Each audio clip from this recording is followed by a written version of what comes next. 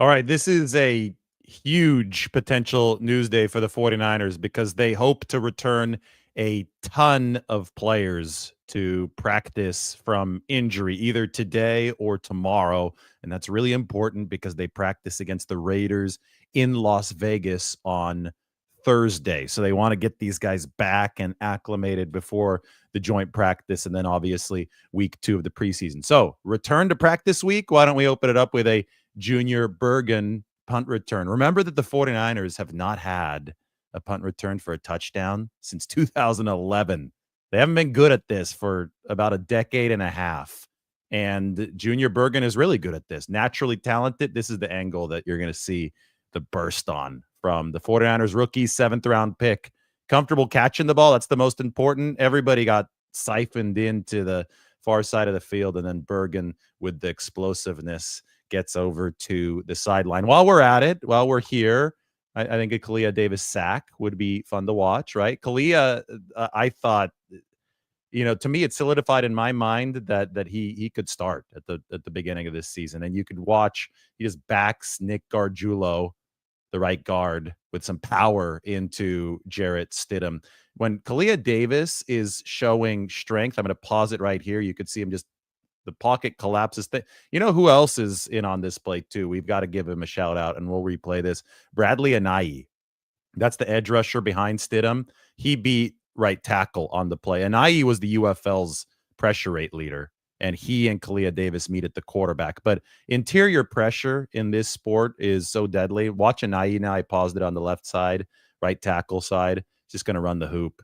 Gets around right tackle, and Kalia Davis, power on the inside. Aiyuk and Davis, two good pass rushing performances for the 49ers. Anyway, there was so much to sift through in this game, and it is a big news day for the 49ers before I head down to Santa Clara. That yesterday, talking about some stock up, stock down on the rookies and on the youngsters, I decided to go ahead and film next to the Golden Gate Bridge. So this live is going to proceed from a much more epic location. 49ers rookie report card time, and I'm expanding this one. I'm opening it up to stock up, stock down for a lot of the youngsters on this team, not just the 2025 draft class, but 2024, 2023. We saw a lot of players in all three of those crops against the Denver Broncos. And, the 49ers need this successful infusion of youth this year to fortify the players who we didn't see yesterday, right? That's what makes preseason evaluation and analysis really tricky, because you're trying to always prognosticate toward the regular season. How's this team going to look when everybody's out on the field?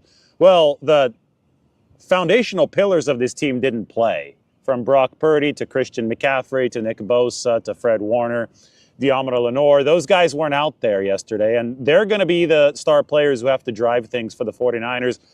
What the 49ers need out of the young guys, the development, the youth infusion that began its 2025 journey on the field yesterday, what they need out of those guys are not central roles. They need those guys to supplement what they have at the A-list level. Yesterday, of course, those players were asked to play central roles since the A-listers didn't play. But the big stock up is Marquise Siegel, the safety, because I think that, last year you saw Malik Mustafa enter the fray and then become a starter, 4 weeks into the season? But at this point last year, Malik Mustafa was already impressing us, already showing us that, okay, this guy may have something.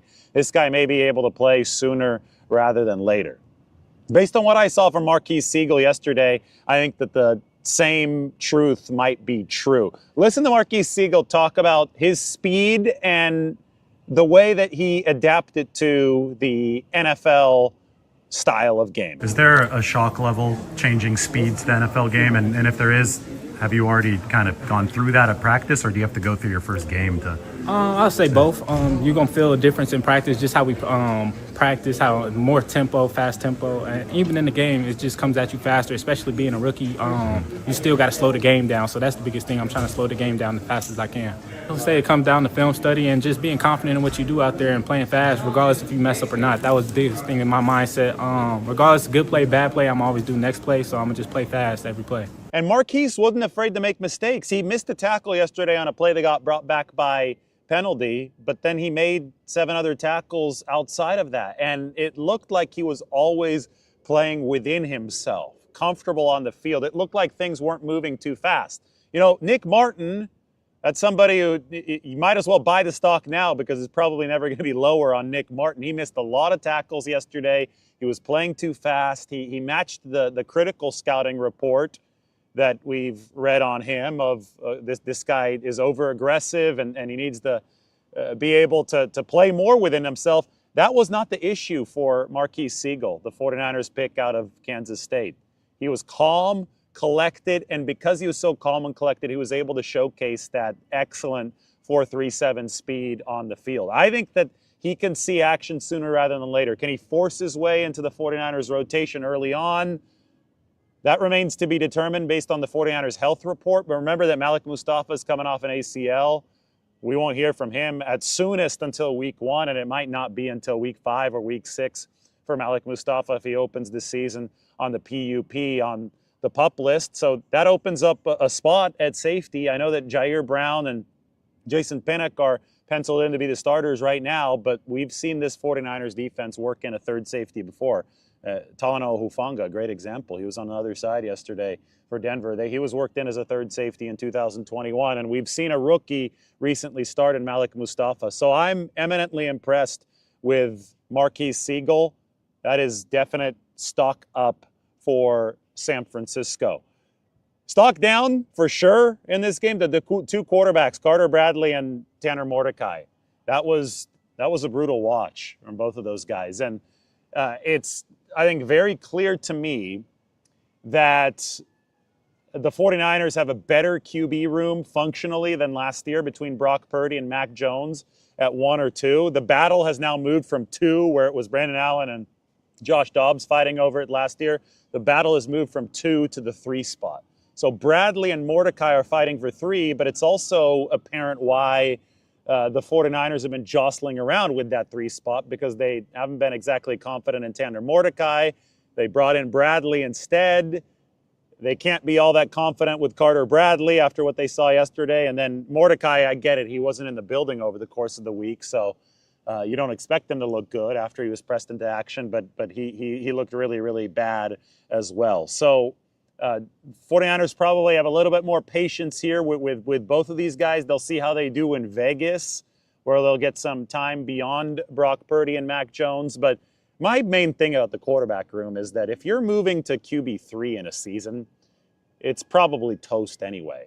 Unless you've got a rookie Brock Purdy as your QB3 on the roster. In that case, well, maybe things are a little rosier, but that was the exception to the rule, right? Back in 2022. That wasn't the rule itself. If you can have a solid QB1 and a solid QB2, you're ahead of where the vast majority of the league is, and I think the 49ers have that with Purdy and Mac Jones. I've got a third category in stock up, stock down. Buy now. Buy while it's low. And I think that first time that rookie defensive linemen are thrust into action is the worst that they're going to look.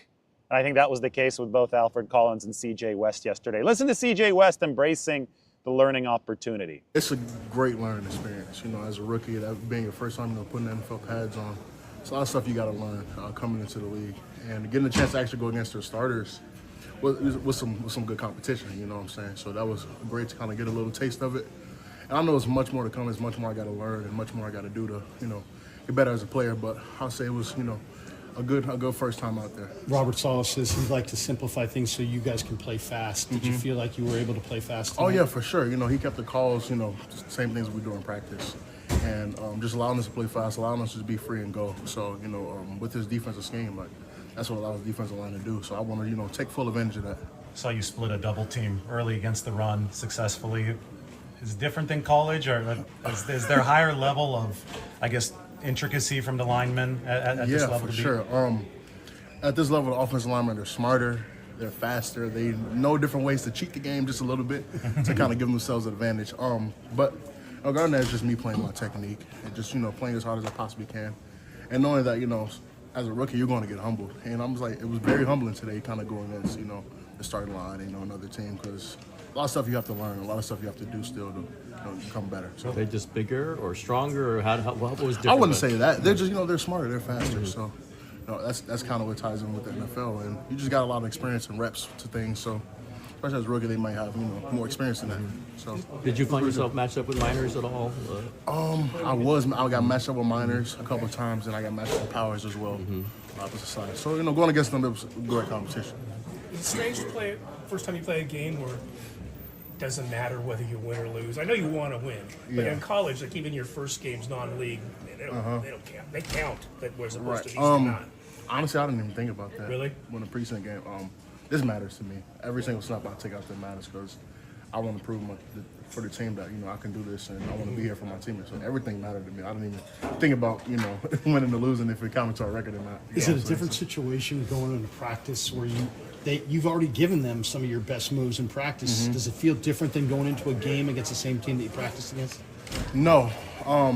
It's just really all up to you. Like, if you stick with your game plan, with your scheme, what you do, like, it'll go well for you. You know what I'm saying? So I just got to continue to do that, continue to practice on my craft and my skills and how to, be different linemen, offensive linemen my way. So I got to just continue to do that and get better at that. Do you and Alfred kind of feel like a tandem? Rookies coming in, DTs, kind of moving up the depth chart? Yeah, together? for sure. We definitely spend a lot of time together, because we know we're going to be a big part of this team future. And we want to just continue to get better every day and learn just 1%. That's all that matters. We get 1% better. That's one step in the right direction. So, we take a lot of pride in, helping each other when it comes to that. He was laughing about you on the podium when we talked the other day. It sounds like almost like you're the one that talks and he's the one that's quiet. Yeah, I got a big personality, so I do got a big person. I try to bring it out of him just a little bit if I can. But yeah, that's my guy, man. He was copying some of your moves. He was like, he's finishing guys and ragdolling guys, and it seems like his best practice was his last practice. Yeah, I mean he's huge. Yeah. He's a giant person, so he has the ability to do that. You know what I'm saying? He towers over a lot of other people, and just his arm length and his size, like he can really use that to his advantage. So. Did you ever get a chance to talk to DJ Jones at all? I actually did. After the practice, I talked to him because, like I said before, we kind of like the same type of frame built. Like our game style is the same as well. So, I got a chance to talk to him and get a couple tips here and there from him. So, it was great getting a chance to talk to him. Did he recognize you as sort of a kindred spirit as well? Yeah. When I first walked up to him, he was like, you kind of look like me. I was like, yeah. I was telling him, when I was in college, I watched a lot of his gameplay because when you're a college guy and you have a goal to go to the NFL, kind of look for somebody in the league that, kind of has your play style, your frame, your built. And DJ Jones was like the first person that came to mind. So I watched a lot of his film coming out of school. CJ, they talk about welcome to the NFL moments. Did you have one tonight? No, I wouldn't say I wouldn't say that. But just once again, just doing what I'm supposed to do and doing what I'm told to do, and just continue doing the same exact thing every single play so that I can eventually perfect that. So I'm just still working on that. Long way to go. I have a long way to go. Did you take it? Is that like consistency? Is that a takeaway from tonight? No, for sure. Yeah, just being consistent in my steps, being consistent in being violent on my strike. I got to continue to just practice on that and, watch over this film and see, where I went wrong and things that I did good, take that to the next game and the next practice against the Raiders. So. Did you know much about Kalia Davis before you got here? I did not. And actually, once I first got here, me and him kind of bonded a little bit. We sit next to each other in the meeting room. So I'm sitting next to him and, getting the chance to know him and all that. It's been great. He was a stack linebacker in college. Yeah, he told me that. At UCF, he played like middle linebacker, okay, so off the ball. Yeah, so you're one technique defensive tackle. How wild is that for somebody to have a background at stack linebacker? Yeah, that's absurd. I played linebacker in high school a long time ago. Not college, not a very, very competitive level in college like that. But I kind of know what it's like, coming from D-line or linebacker to D-line. It's a big change. And he's very athletic. He's very elusive. So I can see where that comes from. He's really approaching things with the correct mental mindset. And I think that with him, there was one pass rush pressure yesterday, but the most impressive play was when he split a double team against the run. And he's learning that this is not just about like one-on-ones now where he's got the gift of power. He's got to win with some nuances against NFL offensive linemen. He's got to win the chess match now. It's a cerebral game as well, and that's where CJ West is finding most of his polish. Great opportunity to continue growing this next week when the 49ers play the Raiders. All right. Now we're back inside, not at the Golden Gate Bridge anymore. But I had to ask about Kalia Davis because, we showed you the Kalia Davis back down sack. But the fascinating thing about Kalia is his background as a linebacker on the inside, where it's all about athleticism. So the fact that we saw him back down guard Julo in this game, the right guard, and he had a couple really, really strong plays. Luke Wattenberg was the starting guard who was in earlier for Denver, and Kalia Davis just tossed him aside. Both of his pressures on Saturday, and PFF only gave Kalia Davis credit for one pressure, and I think they need to rewatch the game because there were definitely two. Both of those pressures against Wattenberg and then against Gargiulo came via power for Kalia Davis. Of course, his acceleration, his speed, his athleticism, which is a remnant of his time playing inside linebacker, showed up after the swat away of Luke Wattenberg, and he went and pressured Bo Nix. But the fact that he's delivering power first on top of the athleticism, I think is a big deal for Kalia Davis. And, I remember back to last training camp, he was looking really good, and then he injured himself in the first game against the Tennessee Titans, and Kalia was out for a long time after that. So it really just stalled what was a really, really promising trajectory for the third-year 49ers defensive tackle. Now, if you look at my depth chart, I think if the season started today and you tossed minor injuries out the window, so major injuries like Kevin Givens, he's going to be out for a while. You can't count him. But if the season started today, the 49ers first-string defensive line would be Kalia Davis on the inside, alongside, obviously, Michael Williams and Nick Bosa on the outside, but Kalia Davis would be alongside Jordan Elliott. Those would be the two 49ers defensive tackles. So I think Kevin Givens was earmarked for a starting role this year as they wait for CJ West and Alfred Collins to develop. And I think that West is ahead of where Collins is at, but both of those players are trying to add some polish. Collins needs to play lower.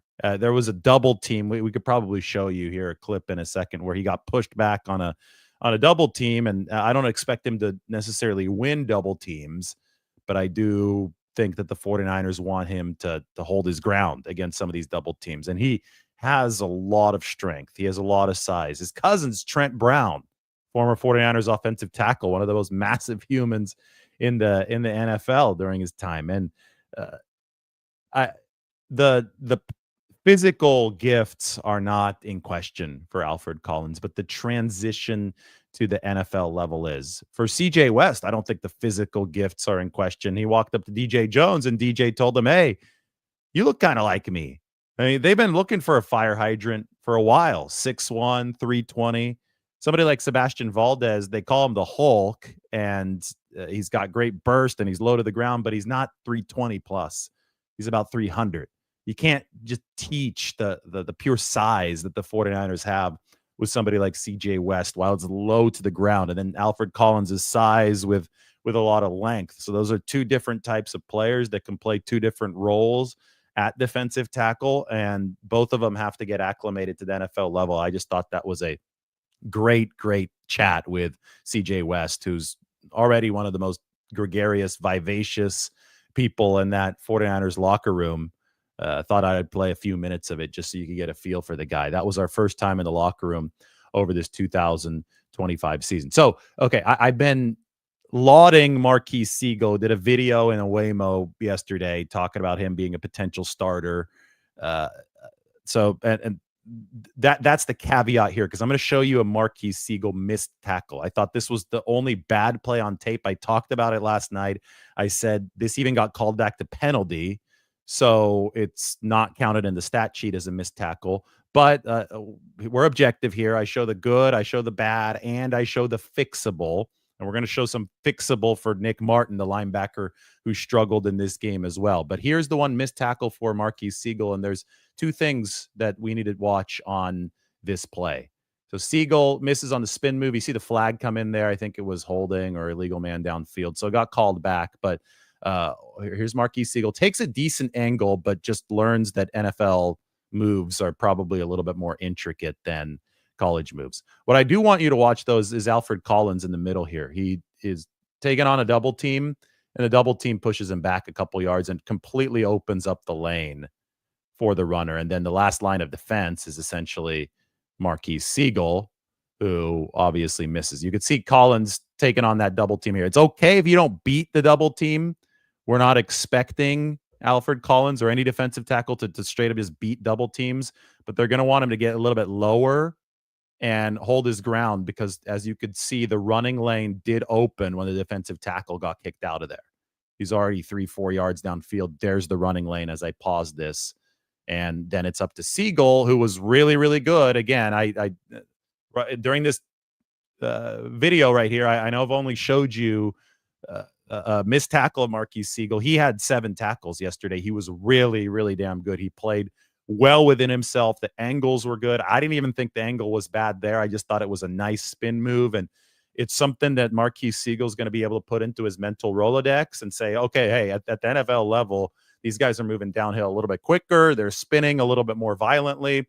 I need to be ready for a spin move like that. And it's great that it happened in his first preseason game because it's much less likely to victimize Marquise Siegel again.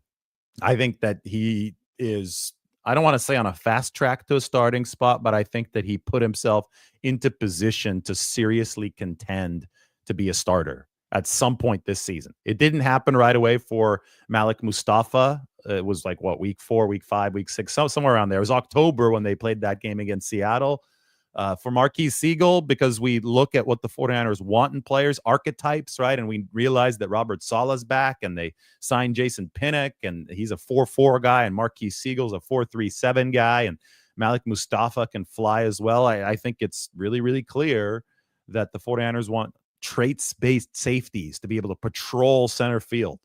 And Siegel, even though he might be a little undersized, Siegel did show that capability already as the eraser in week 1 of this preseason. Now, I pointed this out yesterday on social media. 3 of the 49ers draftees in the back 7 have very similar profiles, especially relative to their position groups, and they all play at different positions, although Siegel and Upton Stout, there might be some crossover there because Marquise Siegel could come down and play in the nickel. He's got some coverage ability, definitely has the speed to do it. But Marquise Siegel, Upton Stout, who's the nickel back, didn't see him on Saturday. We'll see if we see him back at practice today. Siegel, Stout, and Nick Martin are all relatively undersized for their positions. Martin's a linebacker, but are tremendously athletic for their positions. So Siegel was the fastest safety in the 2025 draft class. Nick Martin was one of the fastest linebackers in the 2025 draft class. And Upton Stout, well, we know he's a complete firecracker. I mean, he's out there. He might be 5'8", but he flies from sideline to sideline. We saw him sprint to catch up to a Christian McCaffrey deep play where McCaffrey was open.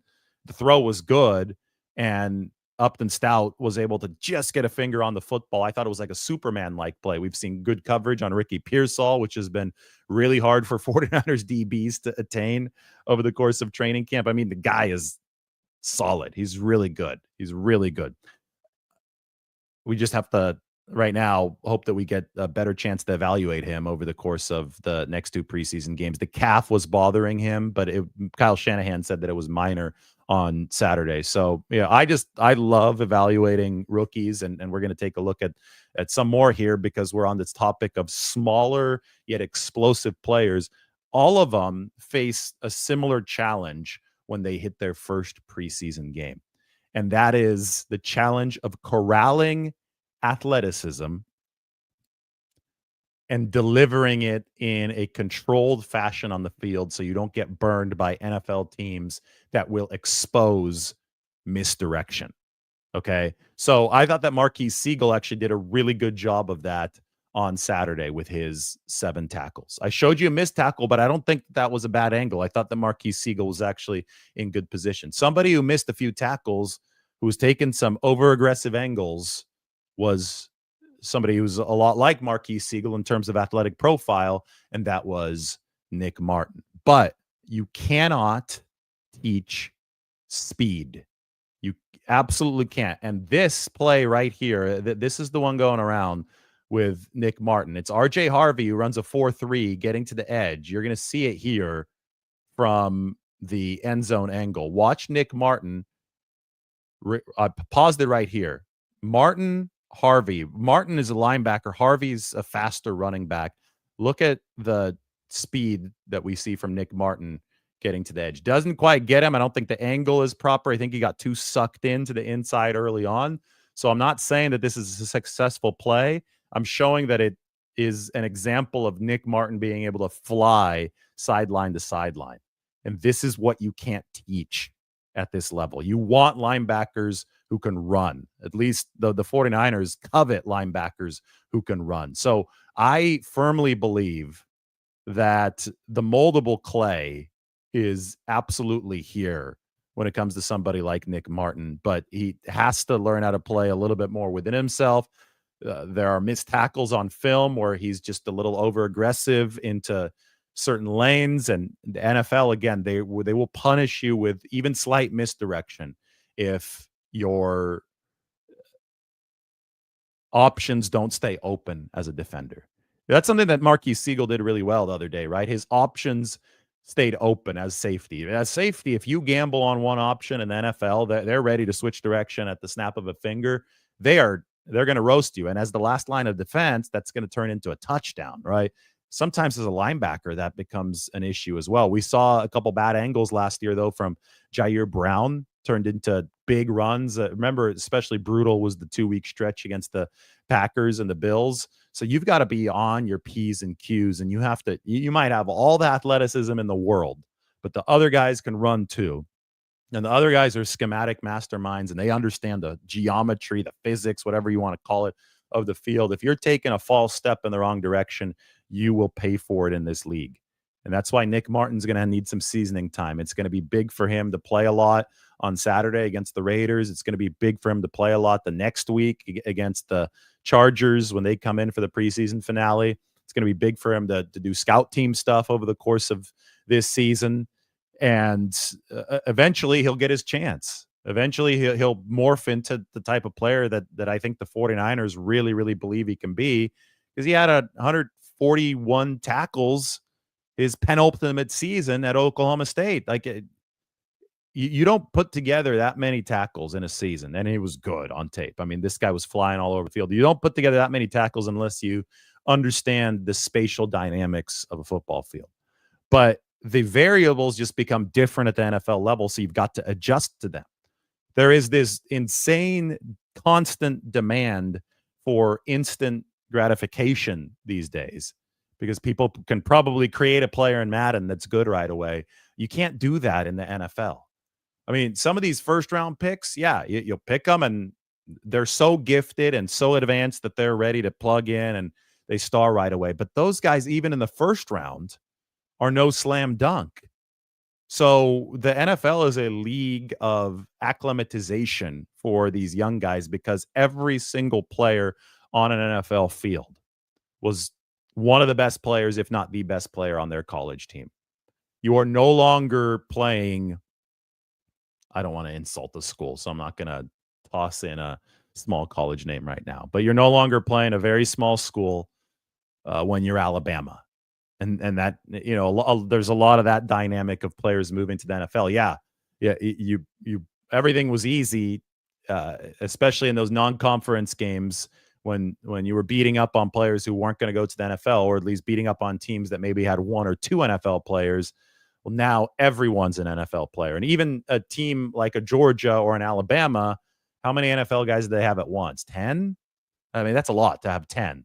But they had a whole roster of guys who, majority of whom would never play it down in the NFL. When you get to the league, every single team, even the worst team, is filled with guys that are like the top 10 on Georgia's team, the NFL guys on Georgia's team. So it is a completely different level where 1 millisecond, one blink can burn you, can change everything. And that's why I think it's so hard to project who's going to be really good at the NFL level, because it's more of a nuance-based projection than it is a physical one. Guys are fast, guys are strong, but who can handle the details? And now we'll see. I mean, the challenge has formally been issued to Nick Martin. He missed a few tackles.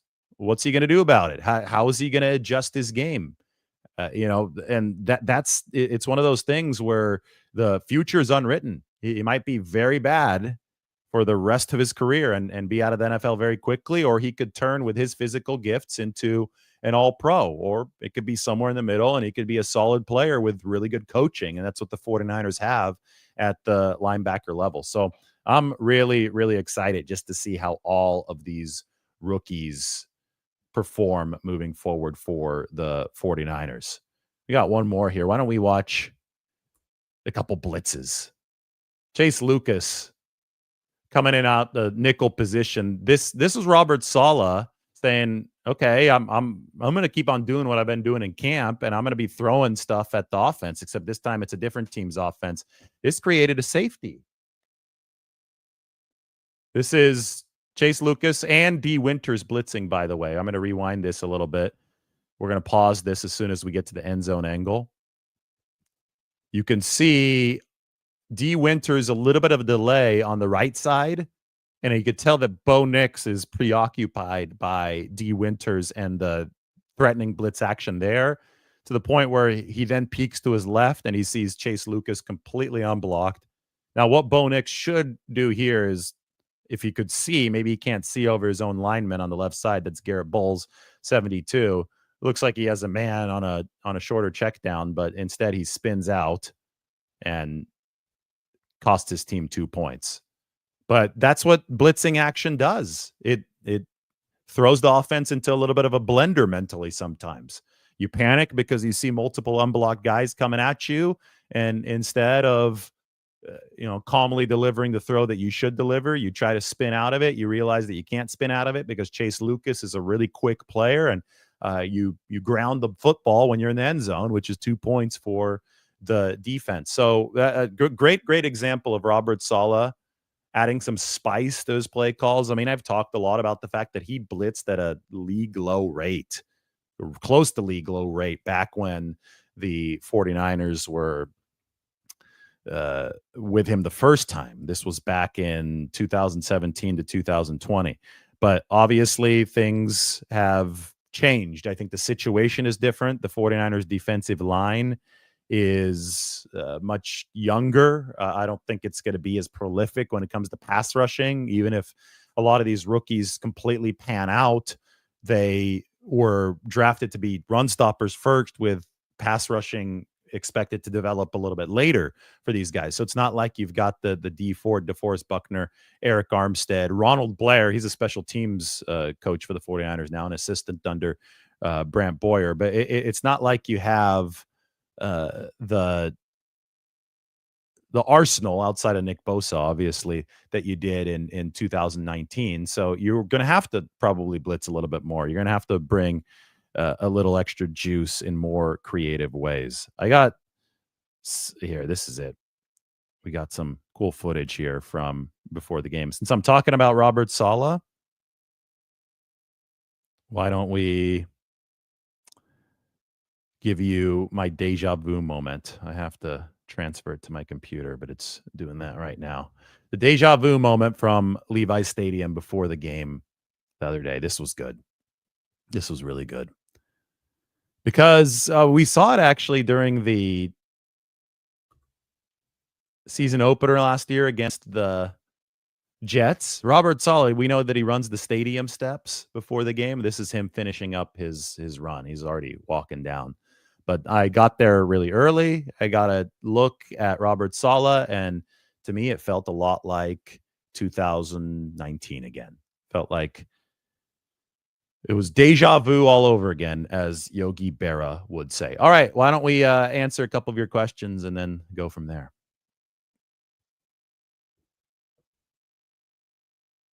Mike thinks that the Hulk will make the team.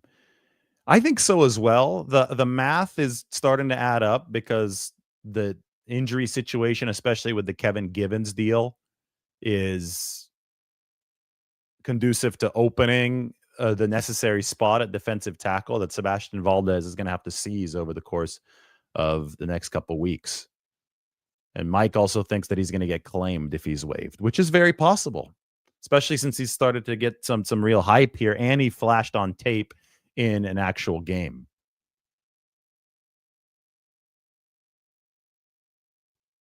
Got a lot of CJ West fans in the chat.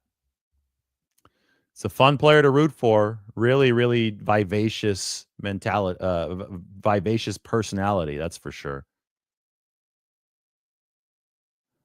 This is good. Drew Moss will make the team. I don't know if he's going to make the team, but I am going to be watching this really closely because the two highest graded offensive players by Pro Football Focus on Saturday were Connor Colby and Drew Moss. Those are the 49ers' two rookie offensive linemen. So that's thumbs up. It was hard to tell, I think, for a lot of people that those guys were playing well because the QB play after Mac Jones was not good. First Carter Bradley, then Tanner Mordecai. So the 49ers weren't executing at quarterback, but I thought that the pass protection on the inside, especially from those two rookies, was solid.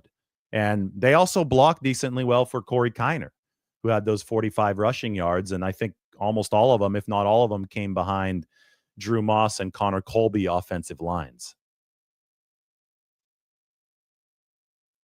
Yes, sir. That is true. The message that I just put down at the bottom of the screen, Moss and Colby, or Colby and Moss in that order, the highest grades offensively for the 49ers.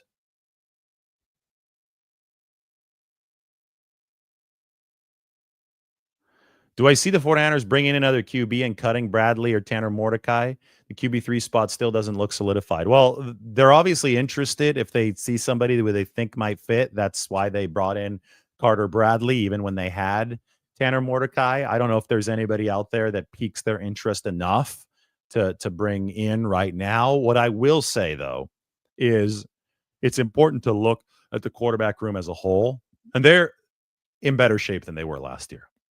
No matter how poorly the guys competing for 3 and 4 played on Saturday, the 1 and the 2 combination is better than last year. Mac Jones is here, and he's playing really well. Last year was Brandon Allen and Josh Dobbs competing. So my whole outlook on this is that if you get to QB3, you're essentially screwed anyway, unless you've got a rookie Brock Purdy on your team. And they don't. Brock Purdy's the starter now, right? So getting the quarterback 3 generally means that the season is tanked anyway. And it's because it's so hard to find quality talent at that third quarterback position. If you can have 2 solid guys at the top, you are already ahead of most of the league. And I think that's where the 49ers are right now. So anything else relative to how football is working right now, I see as gravy. Mike wants me to show the Bergen return. I showed it at the very start, but we could show it again. This is it. Junior Bergen. Explosiveness. And the most important thing to do, and I'm going to pause it right here. It seems to be decent hang time on this punt, but he catches this ball, and this is where a lot of punt returners freak out because they're already just thinking, don't fumble, don't fumble, don't fumble. And that's important, yes, but Bergen's already putting on a move. He said he even puts on moves on air when he's practicing when it's not live. And the initial move features a couple cuts and then an acceleration to the open side of the field. So that's the Bergen punt return. Mike wanted to see it. 49ers haven't had a punt return for a touchdown since Ted Ginn Jr. in 2011. That was the season opener against the Seattle Seahawks. And Jim Harbaugh was his debut. That was his first game coaching the 49ers. It happened to be against Pete Carroll, who was in his second season, I think, coaching Seattle at the time. I think he came over in 2010 because I still remember him at USC in 2009. Anyway, my point is it's been a long time It's been a really long time. This week, the 49ers get to practice and then play against Pete Carroll and the Las Vegas Raiders to show you how long of a time it's been. So can't wait for that. We got one more thing. I want to show you guys a good Shanahan clip on Spencer Burford because I think he deserves some defending here. There's often much more than meets the eye to some plays. And I know that Nick Bonito was very disruptive on the second drive of the game that we watched, but everybody wanted to pile on Spencer Burford when, in fact, it really wasn't his fault on all three of the plays. One obviously wasn't Spencer Burford's fault. The other two, we heard more from Kyle Shanahan. It did ruin that whole series. One was on our tight end going across the formation. He just played past all the way, so that wasn't on a tackle. But it was 3 plays in a row. The next 2 plays, we went on the quick counter and were lined up wrong, so he was able to jump the snap. So I thought that was a little tough for Spence. And then on the third down, we had a bust by a player who was supposed to be outside presence on him. Spence was expecting a chip, so he just sitting there inside out, and there was no guy there. So Benito's a hell of a player, so we knew that would be a challenge. But I thought those 3 plays in a row were a little unfair to Spence. All right, and then we can watch that because you probably want to see it illustrated. This was Nick Bonito just dominating this 3-play stretch far side. As you could tell, this first one, Burford's not even assigned to Nick Bonito. I'm going to pause it as we move across. This is the tight end Luke Farrell on the left side, so I'm pausing it here. Left side tight end, the way that you're viewing it. He's going to have to cross the entire formation and get to Nick Bonito. But the timing is just a little bit off, and Bonito's able to get around him and drape himself all over Mac Jones. That's not on Burford, and we knew that at the time. Second one, Burford gets blown by, but as Shanahan said, it was a quick count, and Bonito was just playing pass, and 49ers probably need to run the ball to mitigate the pass rush. Burford didn't really have a chance since the timing is off. And things like that really, really matter, especially when you're dealing with an all-pro edge rusher, second teamer in Nick Bonito. The third one, Burford was schemed to get chipping help, probably, I'm guessing, from Jake Tonjes, who's the tight end right by him, and that help didn't come. So Burford executes his technique correctly. What he's supposed to do is he's supposed to push Bonito out, and then he's going to get a little extra help, but he doesn't get that help. And instead, Bonito's allowed to continue running at his trajectory, the one that Spencer Burford pushed him into, and Mac Jones has to give up on the play. Anyway, Shanahan explained how all 3 of those plays, I mean, you're relying on some intricacies, you're relying on some teamwork, you're relying on some real help that the 49ers, unfortunately, didn't give Spencer Burford on those plays. And I don't think it would be wise to just focus on those 3 and say, oh my God, this guy can't play left tackle, when we actually have regular season film of Spencer Burford last year playing a solid left tackle, like especially as a backup. He finished the year at left tackle. He was much better there than he was at guard. Right guard did not fit Spencer Burford. And I think the 49ers realized that, and they said, okay, this guy played left tackle in college at San Antonio. Let's see what we can do with him at left tackle here. And they're keeping him on that one side instead of moving him to the right. And last year, the early results were promising. And when we watch that second series yesterday and we hear Kyle Shanahan explain the extenuating factors, maybe we can just go to the simplest possible explanation and say, this was a preseason game. The 49ers were not firing on all cylinders yet. It was the second team offense against the defensive starters of the Denver Broncos. They already put together a touchdown drive against those guys. But in that second drive, they did not execute the intricacies that they're going to have to execute to be the highest level possible offense in the 2025 season. Luke Farrell's going to have to get across the formation a little bit quicker.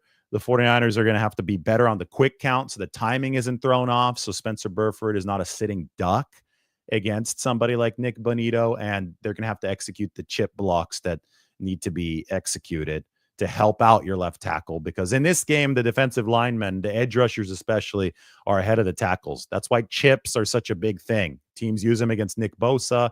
49ers wanted to use one against Nick Bonito there, but they didn't quite do it. Farrell is a good blocker. That's why they brought him in. But it takes reps. It takes timing to do exactly what he's going to be asked to do in this 49ers system. So let's not act like one preseason snap means that Luke Farrell won't be able to execute the type of blocks the 49ers need him to execute. The reason that you do this in the preseason is so you could work out some of these kinks and get into a better position to succeed. All right, I'm headed down to Santa Clara. It is time to go. 49ers practice today at noon. So a little bit later, hit the notification bell. The alarm. Well, no, that's not the helmet update is coming today. Another helmet update. That's going to be a lot of fun, right? Hit the notification, hit the subscribe button. Helmet update coming after practice. We can set more viewership records. It's going to be a whole lot of fun. Everyone, take care.